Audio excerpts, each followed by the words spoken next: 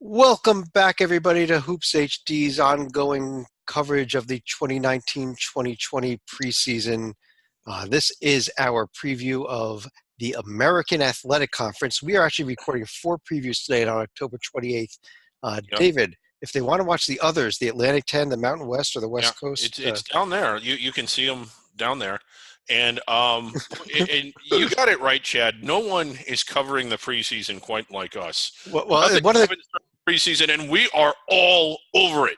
I tell you, one of the great things about tonight is we are actually recording all 4 of these podcasts at the same time. So you can hit play on all 4 at the same time Yeah, and watch 4 and watch 4 simultaneously. at the same time, same audio, same. I mean, it's like I watch multiple games at the same time. You can watch multiple podcasts at the same time. We apologize in advance when you get to hear East Carolina and Fordham at the same time. We're not going to be spending. Yeah, they will be announced at about the same time. I'm Chad Shore, by the way. David Griggs to my sides, John Salika and John Titel as well, joining us for tonight's podcast. And we are going to start off with the American this evening. And David, this is the home of the national champions last year, at least according to the CBI, correct? South Florida? No. No. No. It's always home to the CBI champion.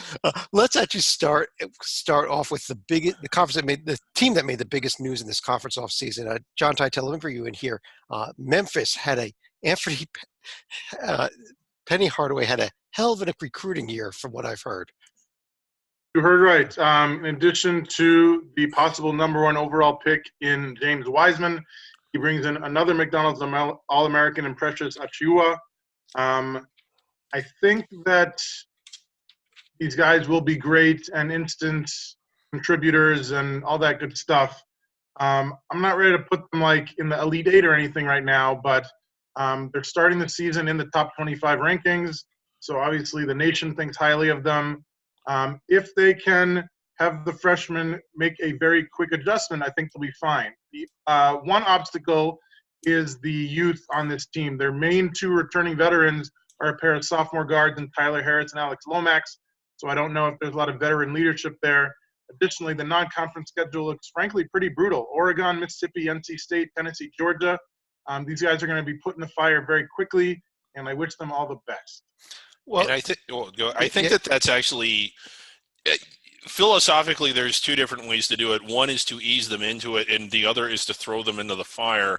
Because the idea is, how do you get them to improve the most throughout the course of the year and be ready to play in the postseason?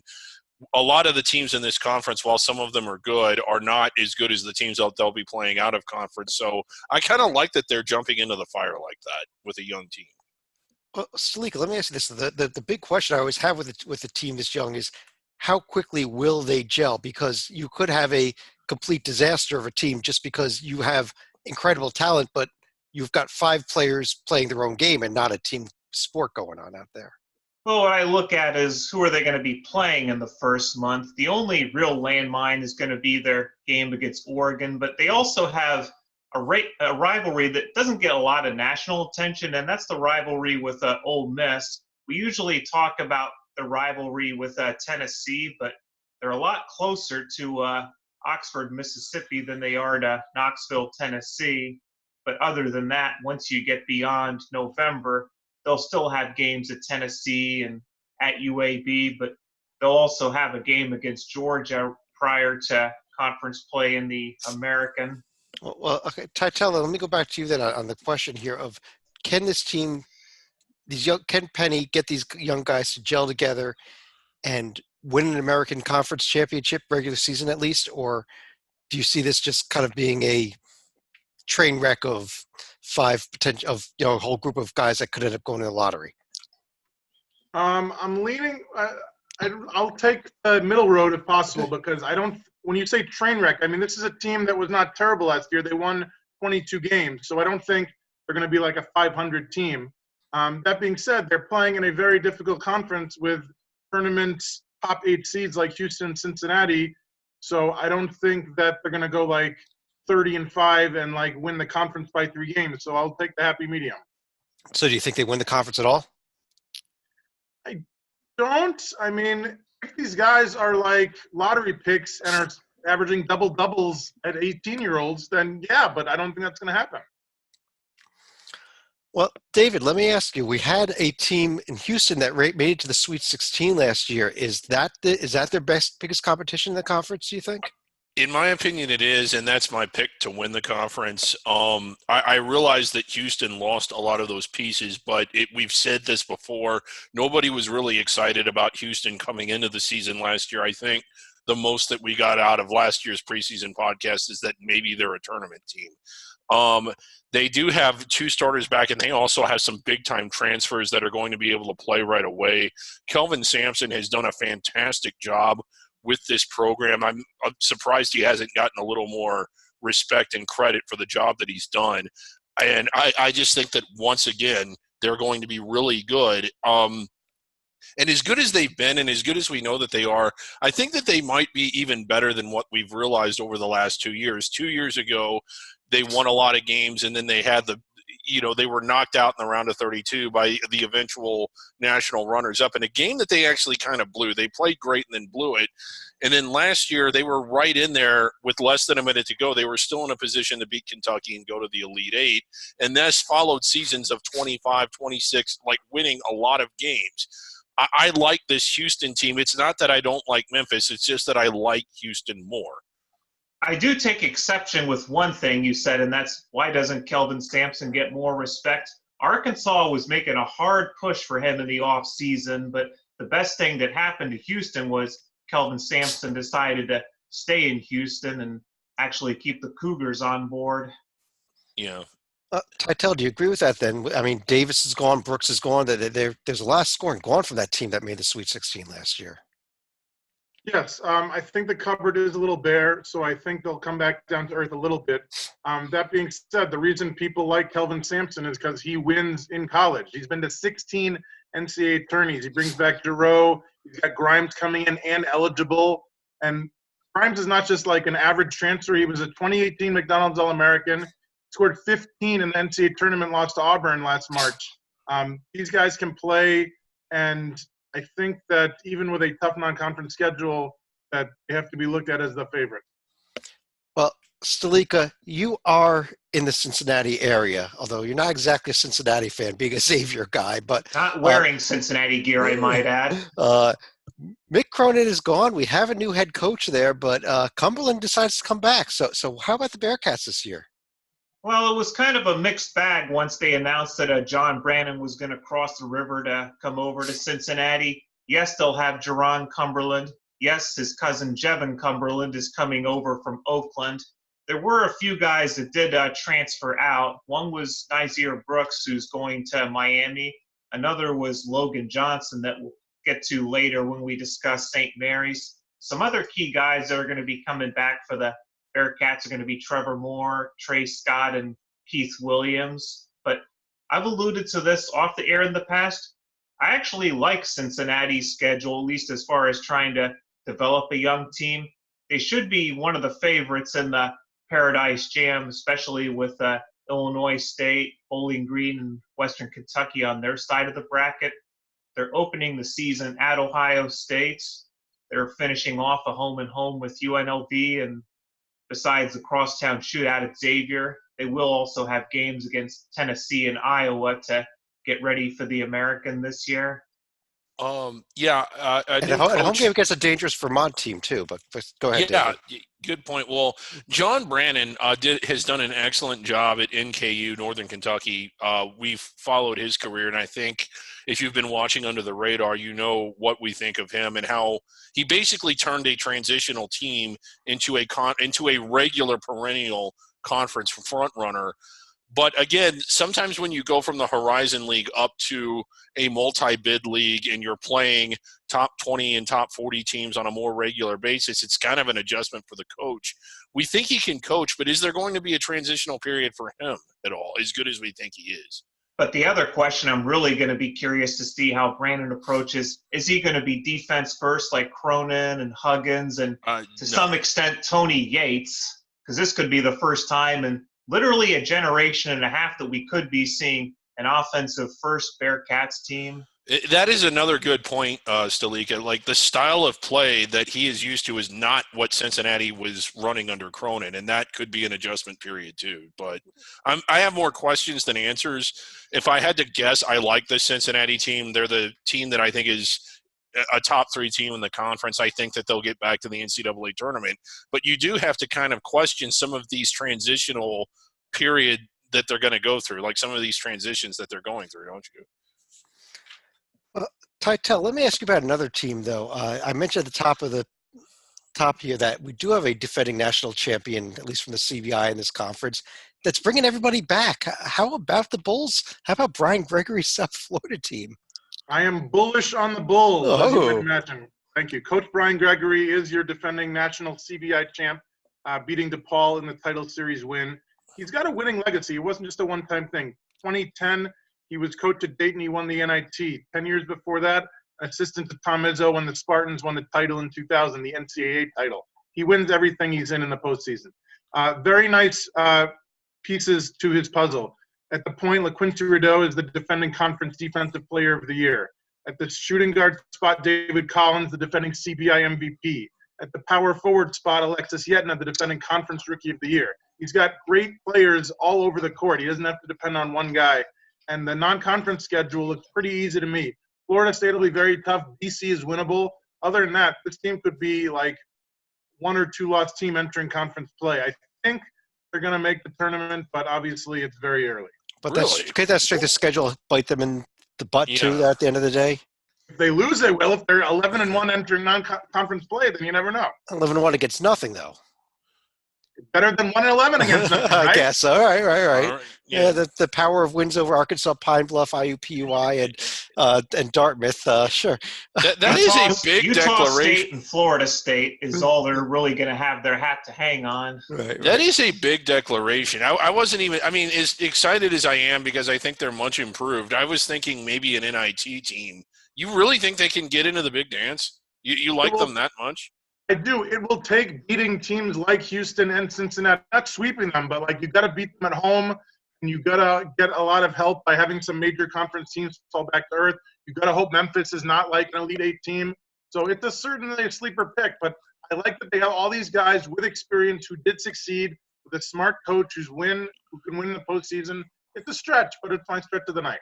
Okay. There is another team I like in this conference. Go ahead, I don't David. know. I'm curious to know if it's the next one you had on your list. Well, David, my next one on the list is whatever team you want to discuss. Go ahead. Well, I like Wichita State. They were pathetic at the beginning of last year. They lost, I think, 11 starters or something like that from the year before. It wasn't 11, but it was – if you were allowed to start 11 players, I think all 11 would have left. They were really bad in the first half of the season, but they finished really strong. They had a really good run in the conference tournament. They have the majority of that back. Other than Marquise McDuffie, but go ahead. Yeah, other than him. Now, but again, I think that again. we're going to see – I mean, we've seen it from Wichita before, albeit not last year, where guys kind of step up. I kind of think that they're maybe not back in the top 25 and maybe not even back in the top half of the bracket, but I think they're back inside the bubble this year. It wasn't so much that they were bad as they were young, because I think they had 7 freshmen at one point. Yeah, I think they started 37 freshmen or something like that. Well, I want to discuss a couple other teams. Stalika, let me start with you here. Another team that was in the NCAA tournament last year out of this conference was Central Florida. Any chance that there's anything left here? But because they had a lot of losses off of that team. B.J. Taylor, Aubrey Dawkins, Taco Fall, they are not walking through that door, so it's going to be reload time for the Knights. Tytel, Temple also made the tournament last year, and Aaron McKee now coming in as new head coach. Any chance they make some noise? I wish, because I do like anybody associated with Fran Dunphy, as McKee has served as his assistant for the past few years. I just think that I think if they were in a lower major conference, this could be an interesting little team. I think that there's enough talent in the American that Temple's going to be looking up. I mean, they played Belmont tough, but I don't think they're going to do it again. David, the very last season in the American for the UConn Huskies, any chance they make some noise on their way out the door heading to the Big East next year? Yeah, there's a chance. I mean, I don't have them high on my list, but they're well coached. I think they'll certainly be better than they were a year ago, but are they good enough to get inside the bubble? I don't think they're quite there yet. Right. I mean, they were sub 500 last year, and that was with Shiz Alston, and he's gone now. So Yeah. I don't know that I see it there. A couple of teams to mention real quickly here. Stalika, SMU finally has full amount of scholarships after all the Larry Brown sanctions are gone, but any chance they make any noise? Well, they have the full amount of scholarships. They're also done with their probation, but this is not going to be the year for them to be rebounding. Right. We have Ron Hunter coming into Tulane, Tytel. Yes, we do. Ron Hunter, the biggest thing to hit New Orleans since New Orleans hit New Orleans. Ron Hunter comes to town, ladies and gentlemen. Anyway. And my thoughts on Ron Hunter are I'm glad that he's there. I don't think he's going to have enough to lead his boys back to the NIT like they made last year before losing to Colorado in the second round. I like the sleeper, I think, is the transfer from Kansas, KJ Lawson, who is no stranger to this conference, I believe, having started his career at Memphis. Right. Is the 2017 Conference Rookie of the Year. His brother is off to pro basketball, but KJ somehow had some eligibility left and is in a conference that he knows about because he played there. So very interested to see how he fits in.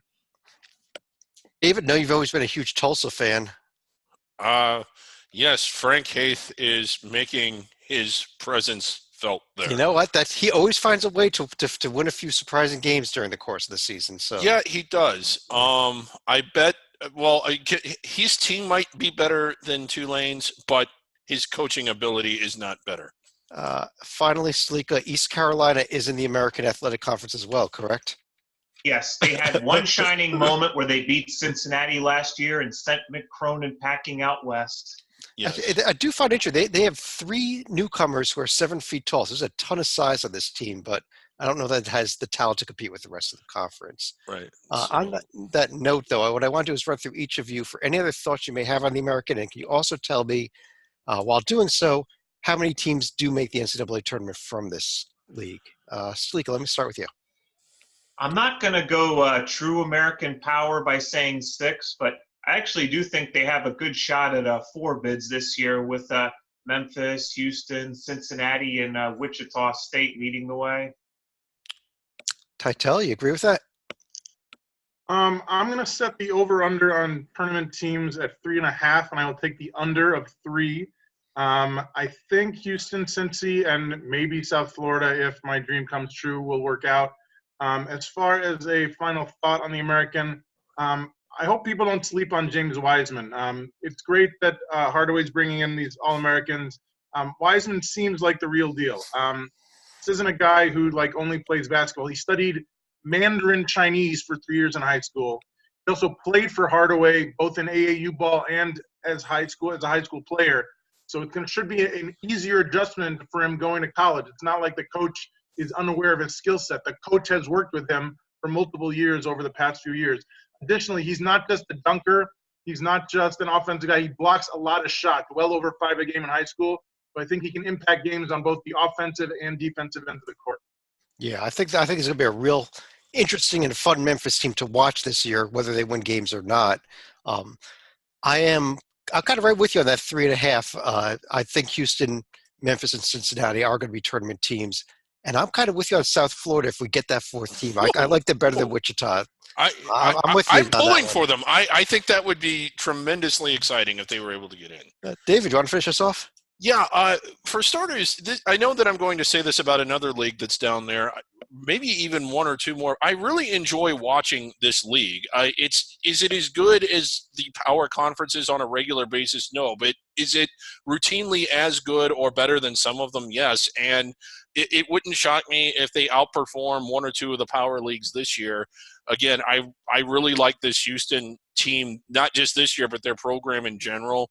I think Cincinnati does bounce back under Brandon despite the question marks we've had. I think Wichita State's back, and I really like Memphis with their loaded talent. But it is a high caliber of basketball. It's a lot of schools in urban areas with big fan bases. It's a fun league. And then, maybe not so much at the bottom. The floor is a little lower than what your typical power conferences is, but the top is right there.